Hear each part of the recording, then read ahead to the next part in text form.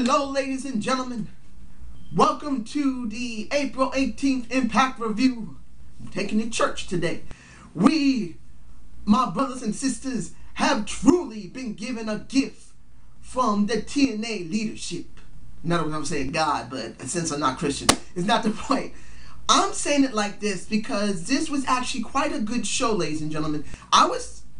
Look, I'm still not fond of the Aces and Eights faction. I'm not. I felt that Aces and Eights needed to be buried deep into the ground, and then spat on. That's how much I felt about it. But because of the introduction of a Bully Ray, has given an injection of life into this faction. Doesn't mean it's a great injection. No, but it is a better presenting of the faction than it was before.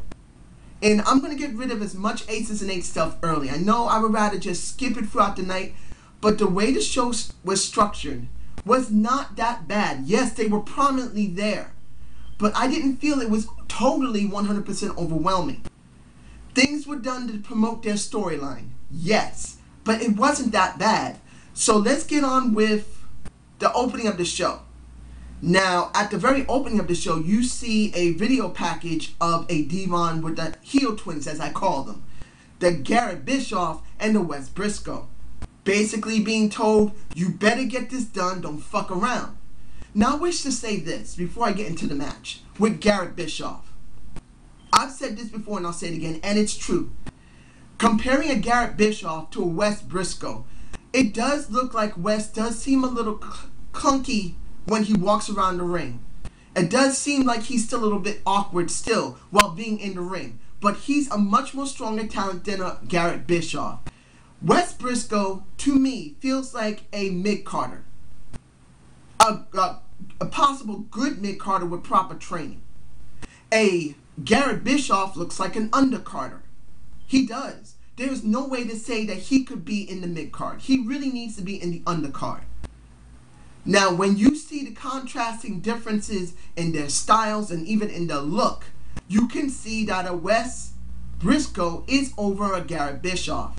Now, I wish to say the reason I brought in Garrett first was that you could see that he grew in a beard. That does enhance his presenting of himself. Does that mean that enhance his work? No.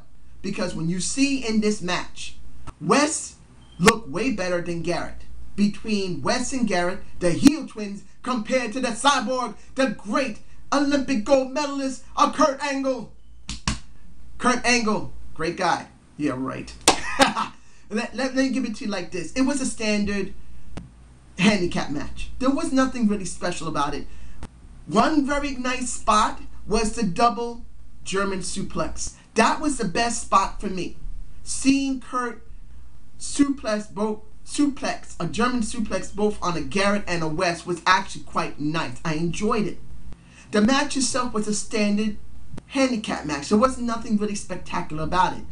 The only thing that was last was to see a Garrett wrap a chain around the back of his hand and whack it in the back of the neck of the cyborg. And he won that match. I would have liked to see the Wes Briscoe win it. But Wes has won more matches than a Garrett. We haven't really seen Garrett win much matches at all. So it was eventually going to happen that a Garrett Bischoff at least once in a while must win a match. Okay, leave it at that. That still promotes a storyline between a Wes Briscoe and a Kurt Angle. I still feel that Kurt Angle eventually is going to fight D'Lo Brown. Because he was the one that threw the chain into the ring and has interfered in several matches already with a Kurt Angle. So I feel maybe before Slammiversary, you might have a D'Lo Brown Kurt Angle match. That might happen.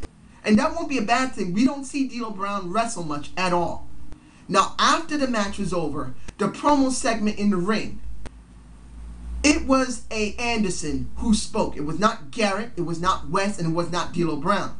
So that made me start to think, who are the ones who are being pushed the most in this faction? And the only ones I see that are really being pushed the most is a Anderson, is a Bully Ray. I could say Devon, not D'Lo, Devon. But Devon's really meant to set up for a Wes and a Garrett. So I'm saying that it's really Anderson, Bully Ray, and Garrett and Wes Briscoe. Those are the ones that are really being pushed the most and prominently featured. A Devon is really there to set up for other people. That's what he's there for. And that leads me into the next segment, what happens with Park in the toilet. Literally almost in the toilet. I thought they were going to make him get his face flushed down the toilet. That's what I thought. But when they threw him into the shower, that was a nice touch.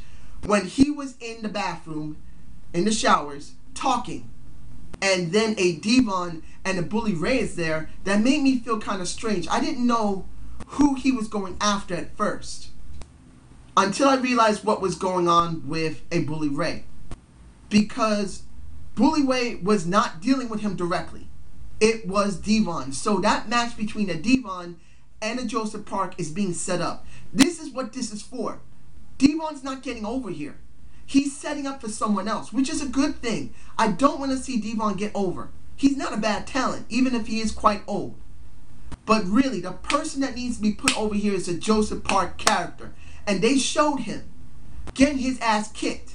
And it was Devon who promoted that. And that was a good thing. I am very happy with this. Next, we got a Magnus that was supposed to wrestle a Devon, which never happened. He gets laid out by a Doc and by a Mike Knox. And this is what I'm saying now to anyone that's watching this. Mike Knox is not getting over. He basically is a stagehand, just like a Doc is a stagehand. They're not using them. They're only using them when they need to fight someone. That's what they are. They're like enhanced jobbers, but instead of jobbing, they're beating people up. They're not allowed to talk. They barely have any matches unless it's promoting someone else. That's also for a possible D'Lo Brown and obviously a Devon, but Devon is going to be used for a Joseph Park. That's the reason why Magnus was taken out. And then a Samoa Joe comes out because we need to still build up a Devon for Joseph Park. The match between a Devon and a... I really miss Samoa Joe in the title picture. I really do.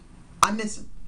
He did a great... If you look at his promo segment, it was a nice promo segment in the back, hearing the fans in the back, hearing the matches being called, seeing him pacing back and forth with the perfect lighting, shading on his face, showing how vicious he was actually quite good. Saying, I'm going to get you. You're going to pay for what you've done. I'm coming to get you, Devon. I'm going to choke you out. He didn't say it in those words, but that's how it felt. And with a Samoa Joe and Devon, it wasn't a great match. I'm going to be honest about it. It wasn't. It was just a standard regular match we've seen between them both more than once. But when it was a Anderson who jumps into the ring and used some brass knucks to knock out a Samoa Joe. Again, like I said, an Anderson is being pushed. A Bully Ray is being pushed. A Heel Twins and a Garrett and Wes Briscoe are being pushed. Primarily, it's Bully Ray and it's a Anderson. They're the most strongest being pushed. So when you see at the end of this segment, when you saw a Samoa Joe get whacked in the face, right in across the face with those brass nuts, that just more puts over an Anderson. I hope they keep this up. I really, really hope they maintain this for the Aces and Eights. Only promote those four people, the Heel Twins and the Garrett and Wes Briscoe, Bully Ray and the Anderson, and have only a Devon to set up something, to do something with the not the world title, the TV title, to transition it out from under him. That's what I'm hoping for. That's what I see. Tell me below anything you think about what I just said. Now, I pretty much said everything needs to say about Ace and Zane. There is one last thing that needs to be done, so I'll leave that for last. Now, let's get to everything else. When it came to the X Division, Zema Ion, Petey Williams, and Kenny King, baby, I was not happy about only one small thing, one minor thing. Petey Williams had a segment to talk. That was great. I was happy about that. Zema Ion got a chance to talk, which was good. But why wasn't there anything for a Kenny King? Yes, he spoke later about what happened with Jeff Hardy getting laid out like everyone else did. A Jeff Hardy being laid out, well, a Kenny King spoke. A Gail Kim spoke. I believe it was a Robert Roode who also spoke. And you saw a Hogan in the background every time they spoke. That was not a bad segment. But why wasn't it Kenny King speaking? So I wasn't happy about that. But when it came to the match itself, it was a good match. It was about maybe 6 to 7 minutes long. I would have liked it about 9 minutes. Maybe near 10. I wanted to see them have more time. But it's okay. I guess they thought the extravaganza was good, so they wanted to do more hyping up for it with this new ref cam on Stickler. That's actually quite cool. If they only use this in the X Division and they don't always leave it on.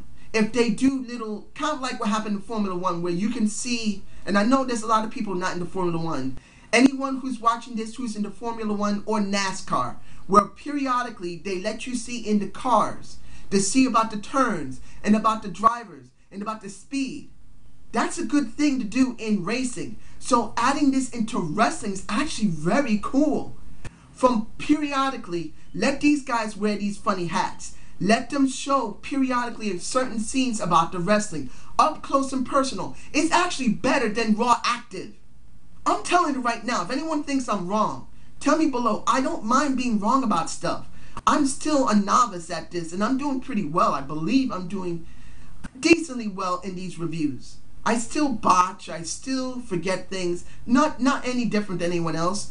But I don't mind being told if I'm wrong about something. But I believe that this ref cam, the X cam as they call it, is a great novel idea. Keep doing this for the X Division TNA. Don't stop, but don't overuse it. Periodically show it. Periodically show these small moments in the ring with nice spots. This will so, oh my goodness, this will so enrich the product for the X Division.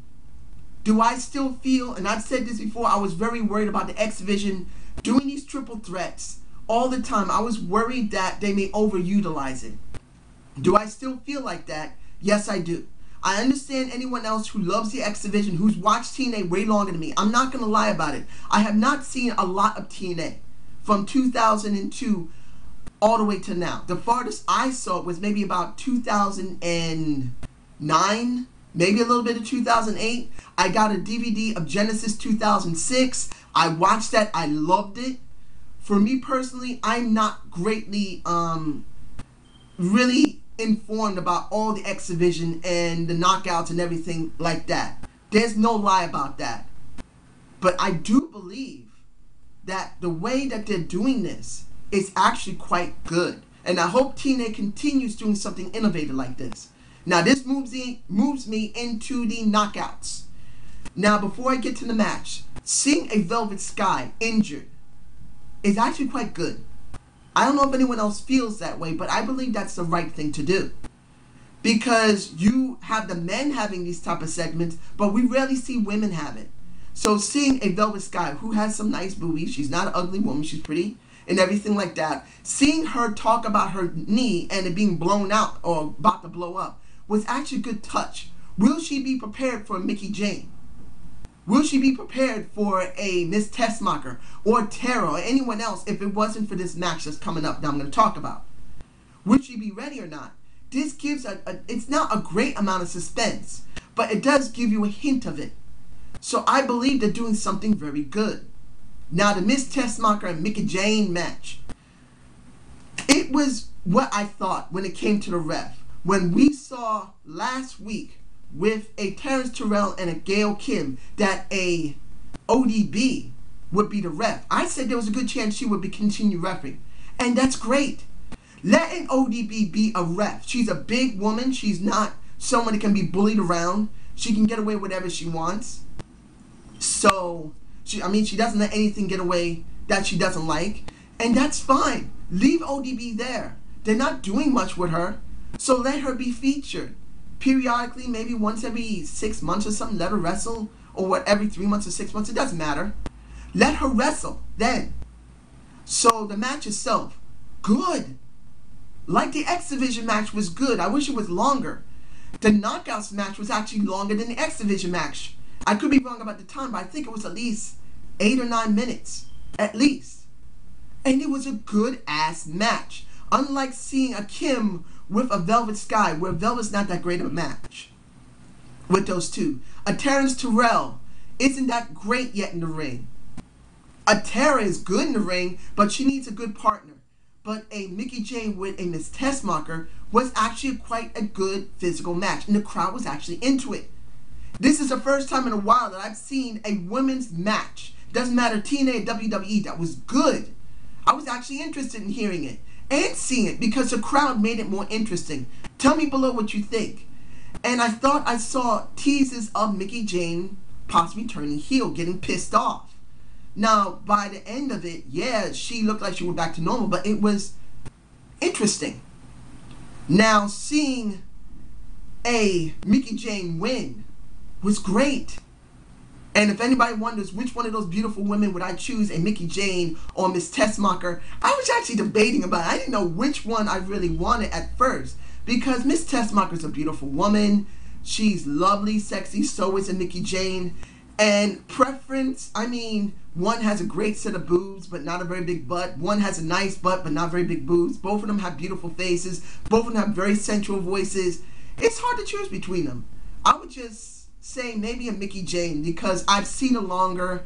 I like her. I think about her as she just has great stuff on her. Nothing taken away from Miss Tessmacher. If anyone loves Miss Tessmacher, don't think I'm putting her down. It's just a certain amount of preference. You don't always need a woman with great boobs to be beautiful. And that's how I'll leave it at that. And the segment afterward, when it came to Mickie James talking about what's going to happen with Velvet, that's when she sounded like a face again. But she did sound disgruntled. Like I said before, one of the things, like I said in my Knockouts rebuilding of the Knockouts, sorry, my debate of the week, rebuilding of the Knockouts, I said that who couldn't have a Mickie James turn heel with a Miss Tessmacher? So hearing her being disgruntled a little bit was actually a nice touch on her part. It still kind of questions, does she turn heel or not? I don't think she will, but I would love if she did. Now, the segment after that I'm going to talk about, still involving the Knockouts, is right before the match when Tessmacher and Mickie James was in front of Brooke, and then they showed about Christy Hemme trying to construct a new website. What is it? What was the name of it again? I can't remember the name of it. For some reason I'm blanking on it. Dare to Be. It's supposed to start on April 25th. Now that's kind of strange for me because I got injured on April 26th. It kind of feels a little weird for me, but it's okay. Seeing that putting up a website for the Knockouts specifically, actually is kind of nice.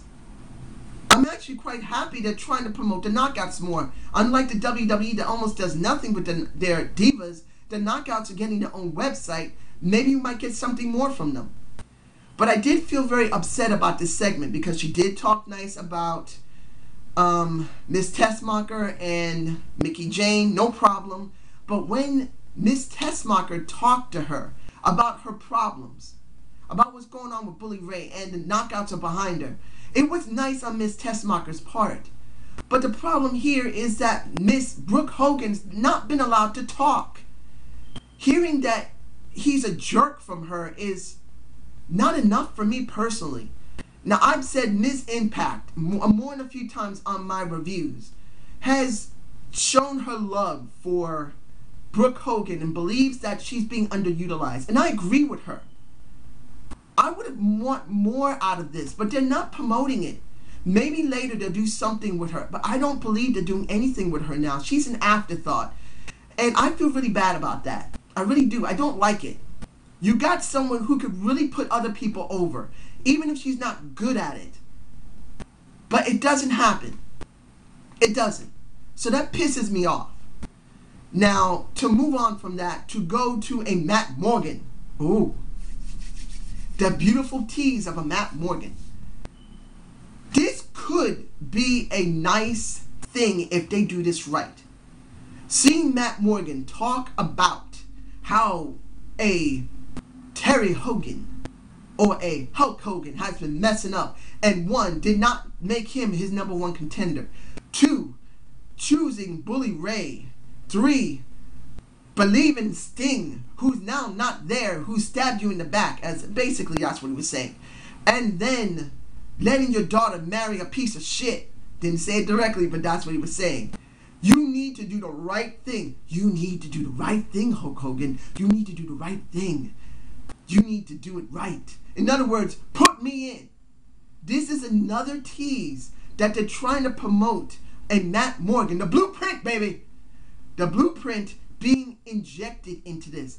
I am so looking forward to see what they're going to do with this. If they do this right, and eventually Hulk Hogan does bring him in, and then eventually Hulk Hogan puts him into that spot where he starts pushing his way up into the main event scene, not by a Slammiversary, but I believe by Bound for Glory, we're going to have something interesting where a Matt Morgan could be used to go up against a Bully Ray for the World Championship, baby.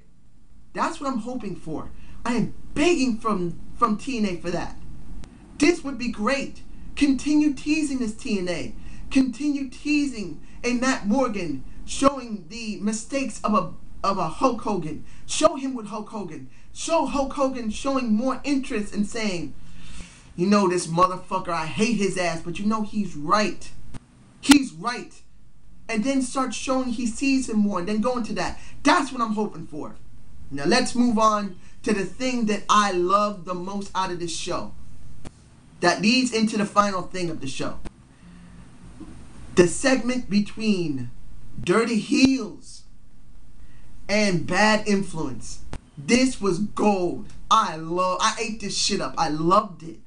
This is the reason why I want to see a Dirty Heel versus Bad Influence feud. When Bad Influence comes out and say they're going to convince a wonderful, glorious, the phenomenal AJ Styles on their side, they're saying they're going after the titles. Dirty Heels come out. And I'm glad someone told me below in the last video I did that the stipulation was not involving Dirty Heels as well. I'm sorry I got that wrong, ladies and gentlemen. I do make mistakes. I'm sorry about that. Knowing it was only Chavo and Superman, that was under that stipulation was great. Dirty Heels are still into it. But seeing these two together, these two teams, it's obvious sooner or later they're going to have a Dirty Heel and Bad Influence feud. Keep them as they are, TNA. This is the vegan of Austin Aries basically saying, oh, I'm dirty. You know what? It's better that I don't put that meat in my mouth. I'm sorry. That was some funny shit. It was. I'm sorry. It really was. I just loved this segment. And then Chavo and Superman at the end messing with Dirty Heels as Bad Influence backs out. Done well. Do I like a Chavo and Superman? Not really. They're not a very good, strong tag team. But if they're used as a catalyst for those two, I'm perfectly satisfied with it. It's not like we have the Motor City Machine Guns versus Beer Money. We don't have that anymore. But seeing Dirty Heels versus Bad Influence, having a real feud from them, I give you my honest view about this. That will be an epic battle. And I hope they do this. Now, to make sure I'm not forgetting anything, I want to make sure I don't forget anything, ladies and gentlemen. Let me see. I'm sure I talked about Magnus. If I didn't say enough about Magnus in his segment, I think I didn't talk about his segment, but I did say that he did get his ass whipped by Aces and Eights. It's like they're beginning to try and push Magnus, like a tease. I'm hoping they really push him, but do I believe he's going to be pushed? Really, no. Periodically, they'll show him and maybe tease him, but I don't really believe they're going to do it. I really hope they do. I really do. Now, the final thing of the night. A Stone versus a AJ Styles. I believe was the match of the night. It was great. And I can tell you this. It was such a good match.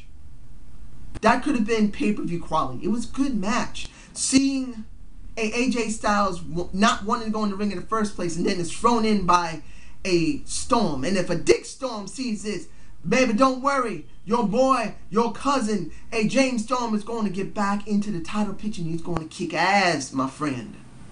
Don't worry, Dick Storm. It's going to happen if he sees this. But the match was quite good. Seeing AJ in dark colors, still looked unshaven, still looked disheveled, messy, was good. And then at the end, when Bad Influence comes out, really to try and promote AJ and really try to throw off a Storm, we get a new submission from an AJ Styles. Quite nice. And Storm taps out and AJ wins clean. This is good. But what gets better is Bad Influence getting nailed by AJ Styles. So it's still unknown who AJ is going for. Even though we saw a Aces and 8 come out and demolish Storm, demolish Kazarian, and demolish Christopher Daniels, we still don't know. He still hasn't stated he wants to go to Aces and 8. He still hasn't stated he wants to go to TNA. He still hasn't stated he wants to go with Bad Influence. Nothing. And there's a good chance that Bad Influence still going on is going to still try and pull in AJ Styles. They're going to still say, look, we know you want to do it. Go right. Cheap shot. Fine. We'll take it. But come back with us. We want you. We're the originals. This is still beautiful. And I believe this is the true strongest storyline TNA has. We still don't know what he's going to do. And I loved it. So what was my rating? B. A solid 100% B. Actually, you know what? No, I'm not going to give it a B. I'm going to give it a B+. 2 matches that were out of the 5 were not really great matches, and they were really meant for storyline. The angle with the heel twins, that was just a promoter storyline. Look, Devon needs to build some strength up so he can go up against Parks. So going against Samoa Joe was meant for the storyline. That's all they were meant for. These 2 matches from Aces and 8. They're storyline matches. But the other 3 matches were good. The X Division match was really good. Mickie Jane and Miss Tessmacher match was really good. AJ and Storm was a match of the night. I love all 3 of those matches, so I'm going to give this a B+. I believe the show was actually quite good. Yes, Ace and 8 was a little strong in this show, but it wasn't completely overwhelming. Do I still like the Aces and 8 storyline? No. But it does have better structure now. I'll be glad when it's over. But it has better structure. Only 4 people are being pushed, as I said earlier. So that's good. It's not all 9 of them. It's 4. And that's how it should be. So I hope you enjoyed the Zane View. Subscribe and comment to my channel, ladies and gentlemen. I'll be getting my SmackDown review out as soon as possible. You guys have a good day and good night. And anyone who knows about the Boston bombing, like I said in my last review on basically Raw, give your thoughts and your love and your prayers to the people out there, no matter what religion you believe in. There's a lot of people got hurt and they deserve something to know that people care, because those are people. If you like their politics or not, who cares? Care for people and they'll care for you.